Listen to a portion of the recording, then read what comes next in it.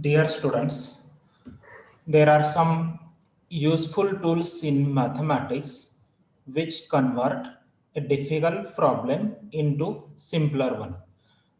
For example, you know logarithm, which converts the operation of product into the simpler operation of addition.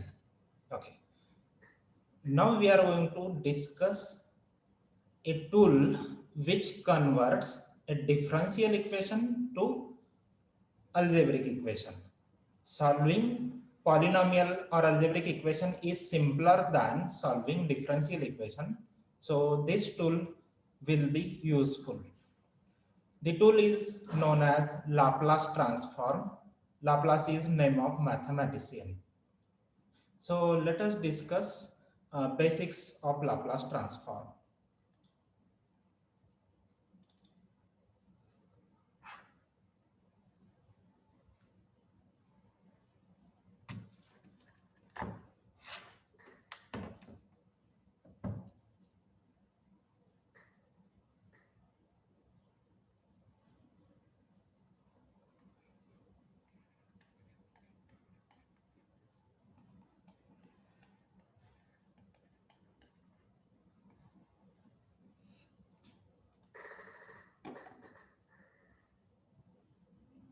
So we have a function and we find its transform.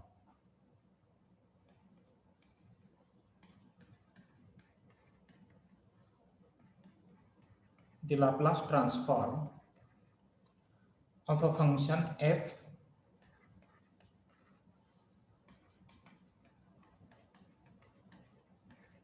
is defined as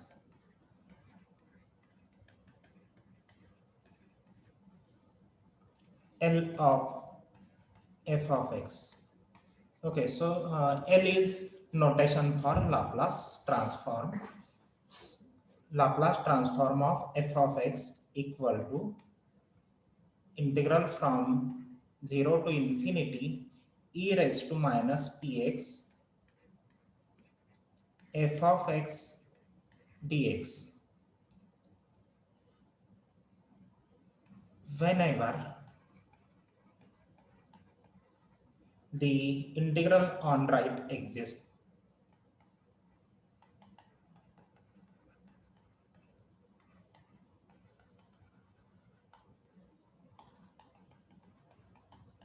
this p is called as transform variable.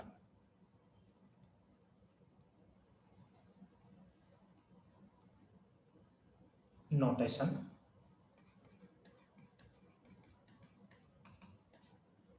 We denote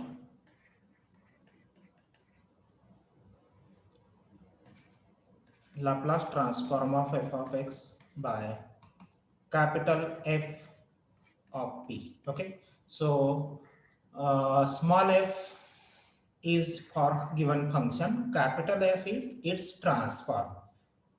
X is function variable, p is transform variable.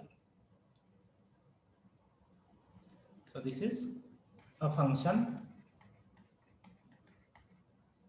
of the parameter p.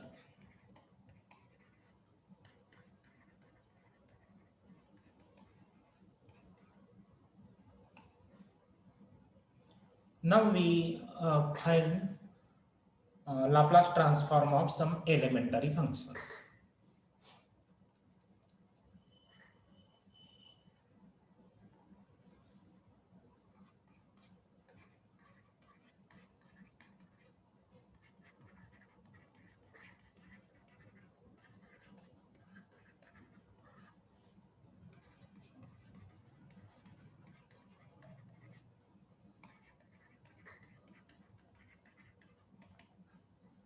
First function is a constant function f of x equal to 1.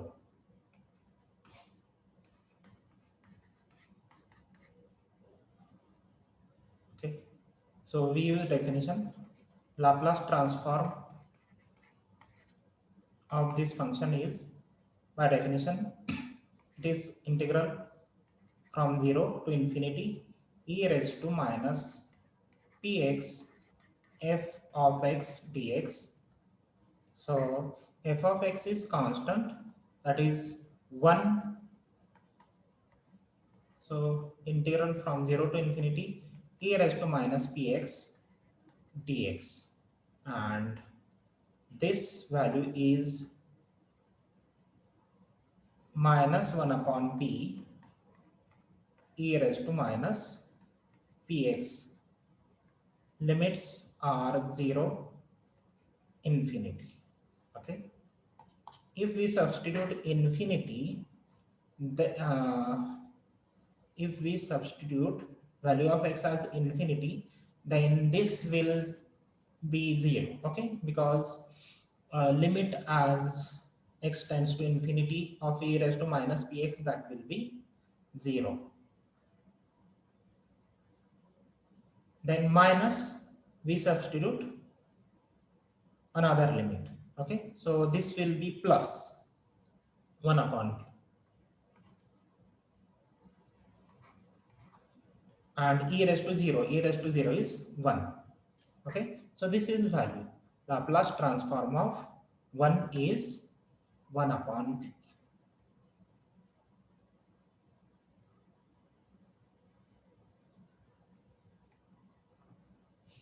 That is Laplace transform of 1 equal to 1 upon p.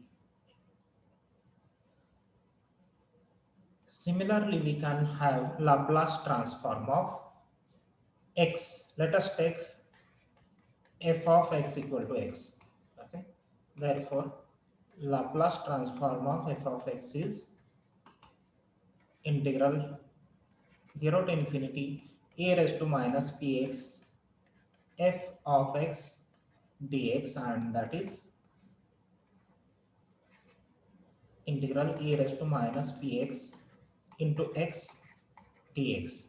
We use integration by parts, where we take first function as x and second as exponential, as usual.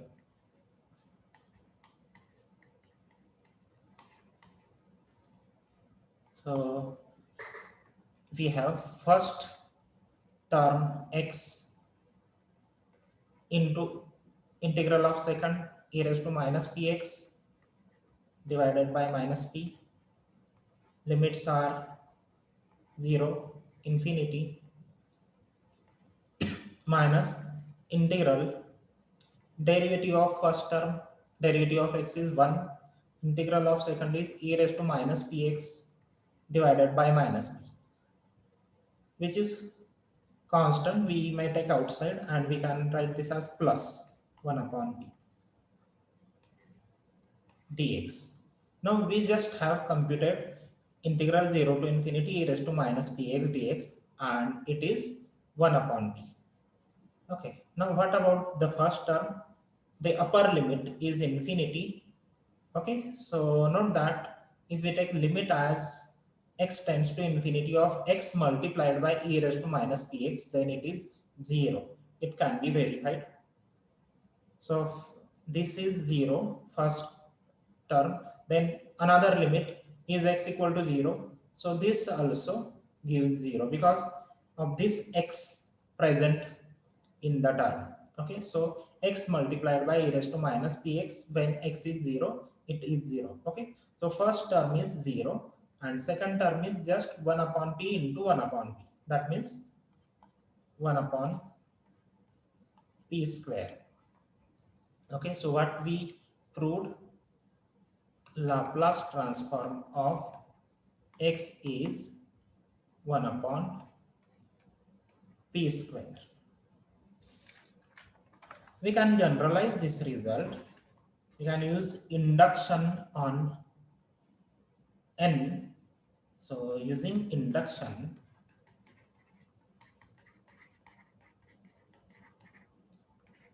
principle of mathematical induction on n, we have Laplace transform of x raised to n. Here n is natural number, is n factorial divided by p raised to n plus 1. Note that in all these cases, we take p to be positive. N factorial is nothing but 1 multiplied by 2 multiplied by 3 and so on up to n. Now next example,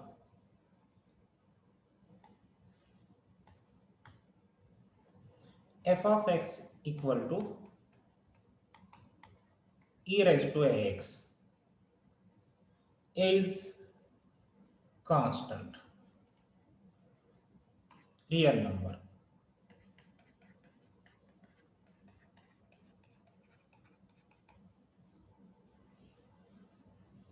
Therefore, f of p, that is Laplace transform of f of x, is integral 0 to infinity e raised to minus px f of x dx. Now f of x is e raised to x.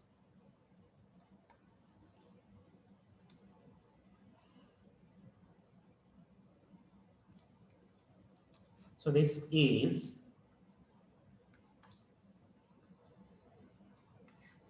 integral e raised to minus px into e raised to ax dx, which is e raised to minus, this is minus px, this is x, so minus p minus ax dx. Now this is simpler to evaluate. This is e raised to minus p minus a into x divided by minus p minus a, limits are 0, infinity. Now if we substitute the upper limit infinity, then e raised to minus p minus a into x is 0, provided that this p minus a is positive. Okay, if p minus a is positive, then e raised to minus p minus a into x is e raised to some negative number into x, and x is increasing. Okay, so this is 0. So we need a condition that p should be greater than a. Okay, so this will be 0.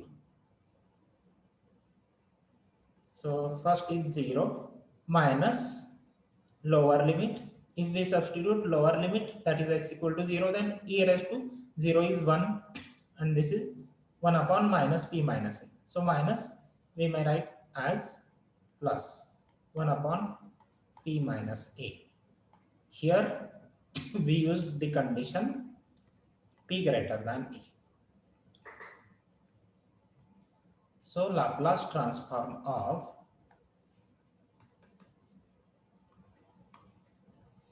e raised to ax is 1 upon p minus a, where p is greater than a.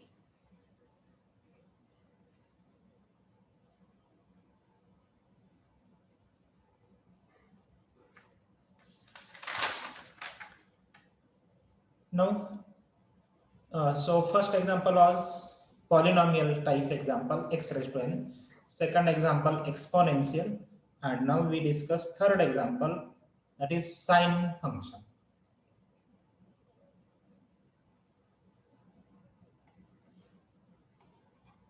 Third example is find Laplace transform of sine of ax is constant. Okay, real number. Solution.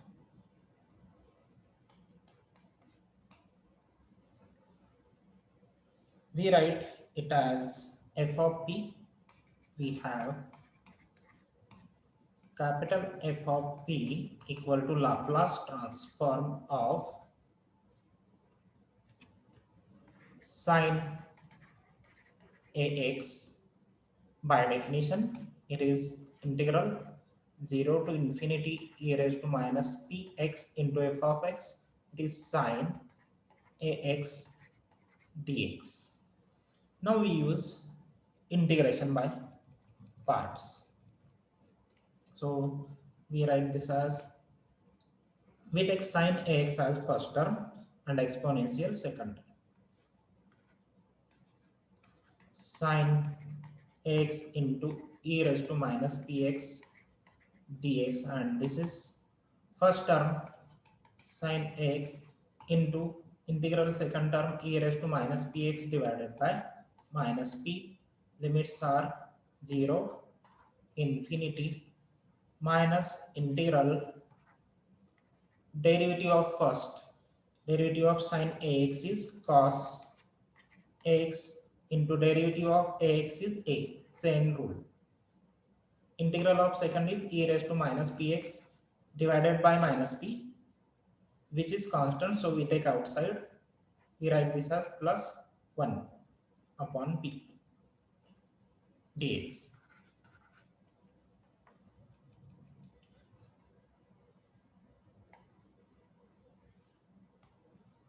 Now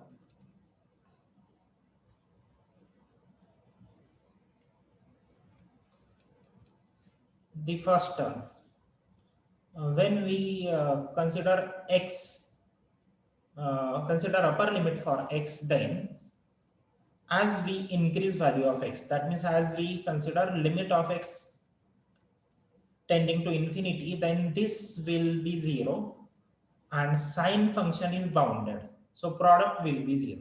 Okay, so first thing is 0. When we substitute upper limit, we get 0. Now when we substitute lower limit, then e raised to 0 is 1 and sine 0 is 0. Okay, so both these values are 0. Okay, so we have this equal to, here we have constant a outside, so a divided by p. A divided by p into this integral, we again consider integration by parts. So a upon b into first term is cos ax into integral second is e raised to minus px divided by minus p. Limits are 0, infinity, minus integral derivative of cos ax, it is minus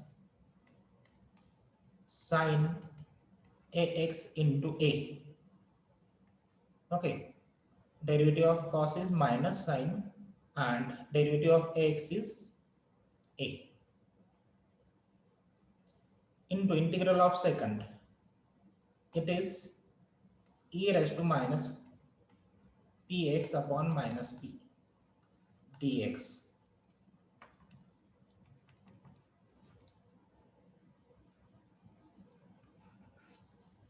So this is a upon p into, now again cosine is bounded function and e raised to minus px becomes 0 when we use upper limit infinity.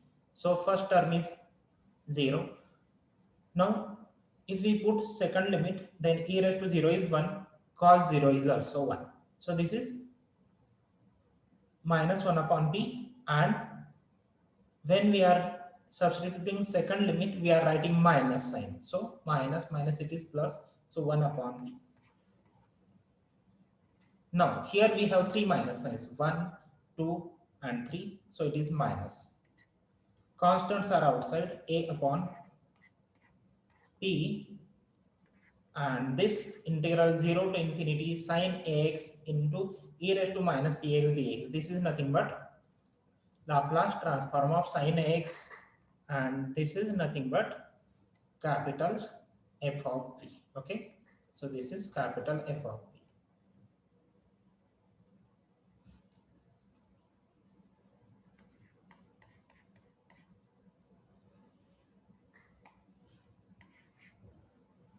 we can simplify. So it is a upon p square minus a square upon p square f of p. What is left hand side? It is also f of p. Now we simplify and find value of capital F of p. Okay. Therefore, capital F of p into 1 plus a square by p square equal to a upon p square, that is f of p into, this is a square plus p square upon p square, and this is a upon p square. We can cancel p square from both sides. So this is f of p equal to a divided by a square plus p square, or p square plus a square, doesn't matter. That is, the result we get is Laplace transform of sin ax is a divided by p square plus a square.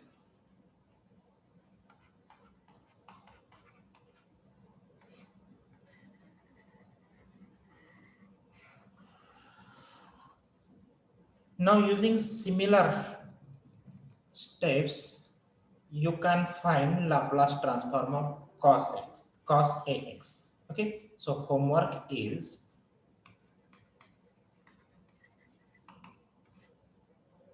show that Laplace transform of cos ax equal to p divided by p square plus a square. Okay, proof will be similar. Note that when we consider sin ax, then numerator is a. When we consider cos ax, then numerator is b. Denominator is same. It is p square plus a square. Okay.